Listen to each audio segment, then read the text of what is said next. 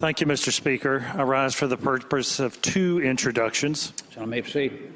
Mr. Speaker and ladies and gentlemen of the House, we have today had the Virginia National Guard, both airmen and soldiers, located on Capitol Square for the purposes of demonstrating their capabilities to those of us in this legislative body.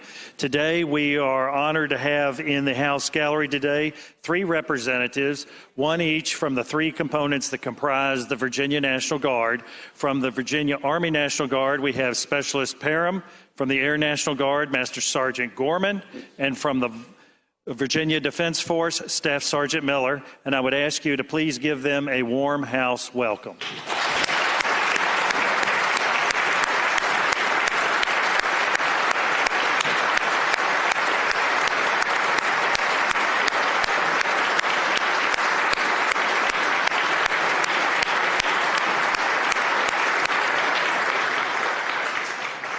And Mr. Honored Speaker, to have the members of the Guard and Defense Force with us today, and we thank you for your service not only to Virginia but to our country. Thank you very much.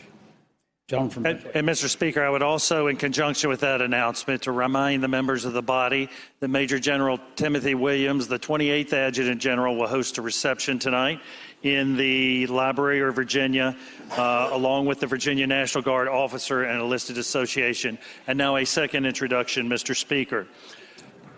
I have just introduced to you the men and women who have worn the cloth of the country and continue to wear it today. I would also like to introduce you to a unique group of individuals who have worn the cloth of the country in the past and honor us by their presence in our gallery, and that's the men and women of the Virginia Department of the Veterans of Foreign Wars. The organization, just to give you a little background, traces its roots back to 1898, when a group of veterans from the Spanish-American War banded together on veterans' causes, and it later became the early 20th century Veterans of Foreign Wars. Today, there are 2 million members across all 50 states and in overseas locations. The Department of Virginia itself consists of 120,000 members, so a pretty sizable group, organized in 135 VFW posts. They have been very instrumental in establishing the Veterans Administration, creating the GI Bill, developing the system of national cemeteries, improving VA medical centers, and helping to create the national memorials for Vietnam, Korea, World War II, and in D.C., the Women in Military Service to America Memorial. We're honored today to have in the gallery a group of VFW Department of Virginia members led by the Department Commander, Mr. Tom Gimbel, and the President of the VFW Auxiliary, Shima Peppers. I would ask you to give a warm House welcome to our visitors.